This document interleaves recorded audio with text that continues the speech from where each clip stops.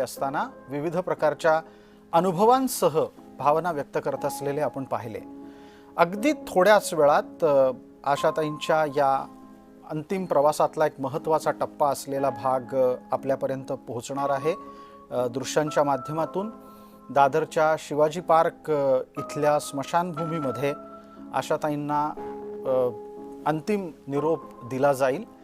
हा प्रवास त्यांचा जो निवासस्थानापासून सुरू झालाय तो काही क्षणातच शिवाजी पार्कच्या स्मशानभूमीपर्यंत येणार आहे आणि तिथे समाज घटकातले विविध मान्यवर तर जमलेले आहेतच, पण मंगेशकर कुटुंबियांमधले एक ठळक व्यक्तिमत्व असलेल्या उषाताई मंगेशकर याही तिथे आलेल्या आपल्याला दृश्यांमध्ये दिसतात। आपले सहकारी प्रतिनिधी अमय चुंबळे आपल्या सोबत आहेत। अमय, तुमच्या जीवनामध्ये आशाताईंनी काय आनंद दिला? सर, अगदी खरं सांगायचं तर इतके म्हणजे दूर दूर प्रवास केले, अनेक राज्यांमध्ये गाडी घेऊन गेलो, तेव्हा सतत एक सांगीतिक को पॅसेंजर किंवा एक सांगीतिक सहप्रवासी म्हणून आशाताई माझ्यासोबत नेहमी राहिलेले आहेत। प्रत्येक मूडला, प्रत्येक तुमच्या इमोशनला, प्रत्येक ऑकेजनला, प्रत्येक प्रसंगाला, प्रत्येक म्हणजे वळणाबद्दल आयुष्यातल्या आशाताईंची गाणी आहेत। असं एकही इमोशन नाही, असा एकही विचार नाही किंवा असं एकही पर्व नाही ज्याबद्दल आशाताईंचं गाणं नाही।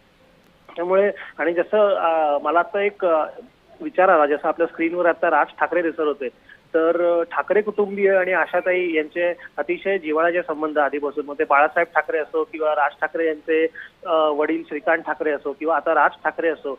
सर, मला असं नेहमी वाटतं की ही जी खरंच खूप टॅलेंटेड, खूप अशी जी प्रतिभावंत लोक असतात, ते फक्त स्वतःच्या कलेबद्दल त्यांना आदर नसतो किंवा फक्त स्वतःवर किंवा स्वतःच्या कलेवर त्यांचं प्रेम नसतं, तर इतर क्षेत्रातले जे मान्यवर असतात, इतर क्षेत्रात ज्यांनी प्रचंड यश मिळवलं असतं त्यांच्याबद्दलही त्यांना अप्रूप असतं, कौतुक असतं, त्यांच्याबद्दल जाणून घेण्याची एक उत्सुकता असते मनात।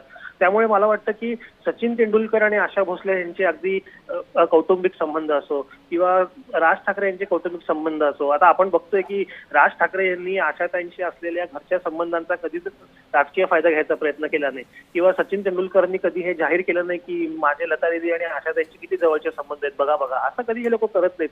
पण मला वाटतं एक थोर मनुष्य दुसऱ्या थोर कलाकार किंवा खेळाडू जे काही आपल्या क्षेत्रात थोर, आपल्या क्षेत्रात महान, कुठेतरी हे एकमेकांना ओळखत असावेत आणि एकमेकांकडून शिकत असावेत। आज दुसरा एक विचार माझ्या मनात आला काही वेळापूर्वी की 91व्या वर्षी 92व्या वर्षी इतक्या फिट कशा होत्या आशाताई।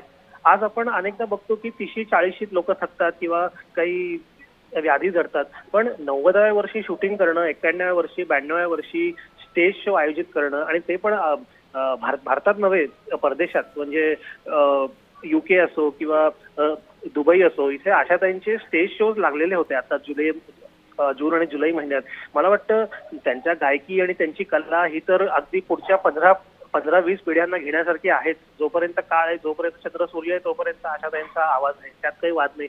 पण हे सोडून सुद्धा त्यांच्याकडनं सर हे किती शिकण्यासारखं आहे की इतकं वय झालं, 92 म्हणजे 90त गेलेली एक महिला इतकी फिट कशी असू शकते। म्हणजे मी असा विचार करतो की त्यांनी खाण्यापिण्यावर, त्यांच्या रुटीनवर किती त्यांचा कंट्रोल असेल, किती शिस्त असेल आयुष्यात, की आज त्यांच्याकडे काय नव्हतं, म्हणजे जगातला असं काय आहे किंवा जगातला असा कुठला पदार्थ आहे जो त्यांच्या समोर आणून ठेवू शकत नव्हतं कोणी, पण तरीही तो त्याग, ती शिस्त किंवा जे काही त्यांचं असेल डाएट, आपल्याला माहित नाही काय, पण ज्या अर्थी त्या एवढ्या फिट होत्या, ज्या अर्थी त्या गायच्या, आज आपण आपल्या सगळ्यांनाच अनुभव येतो, आपण बघतो सुद्धा की वयानुसार आपल्या शरीरामध्ये बदल होत जातात, शरीर थकत जातं, आवाज बदलतो माणसाचा। पण लता दीदी असो, आशाताई असो, या शेवटच्या क्षणापर्यंत त्या ज्या गाऊ शकल्या, त्या ज्या गात होत्या, त्याच्यावरनं मला वाटतं आपल्यासारख्या तरुणांनी हे किती शिकण्यासारखं आहे की कला जोपासणं, एक कलेवर प्रेम असणं ही एक गोष्ट आहे, चांगलीच गोष्ट आहे, मोठीच गोष्ट आहे, पण शेवटपर्यंत आपण त्या कलेची सेवा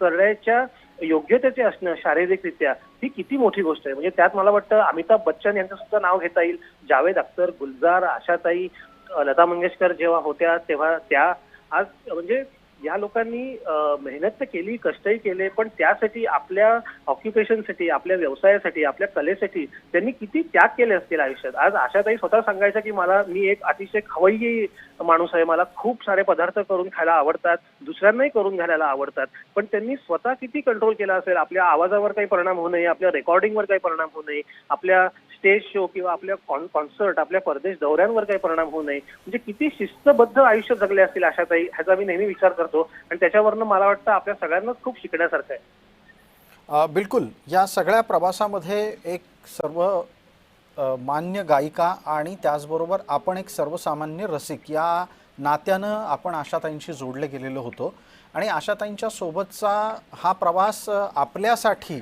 तरी इथे थांबणार नाही आहे.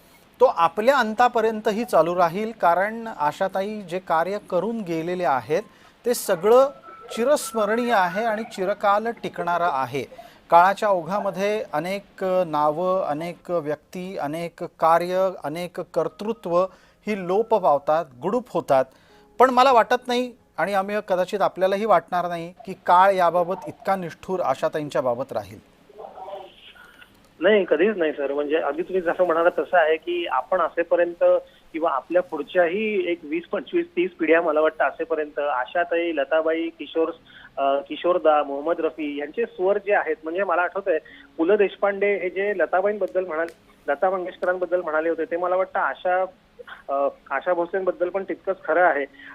एका कार्यक्रमात पु ल देशपांडे असं म्हणाले होते जेव्हा अटल बिहारी वाजपेयी तत्कालीन पंतप्रधान, नरसिंह राव आणि खूप मोठी मोठी मान्यवर मंडळी स्टेजवर होती, तेव्हा पु ल देशपांडे असं म्हणाले होते की जगात देव आहे की नाही मला माहिती नाही, पण एक मला माहिती आहे की एक चंद्र, सूर्य आणि आकाश आहे आणि एक लताचा स्वर आहे. हे पु ल देशपांडेंचे शब्द आहेत. मला वाटतं आशा भोसलेंसाठी पण ते किती लागू आहे की आज काळ बदलेल, काळाचे संदर्भ बदलतील, नवीन नवीन आपण काय म्हणतो वैज्ञानिक काय काय आविष्कार होतील, आपली जीवनशैली बदलू शकते किंवा काय, पण आशा भोसले यांची गाणी, त्यांचं संगीत आणि त्याचं महत्व आणि प्रत्येकाला त्या संगीताबद्दल, त्यांच्या आवाजाबद्दल असणारं महत्व आम्ही आपल्याला एका थोड्या वेळासाठी थांबवतो आहे.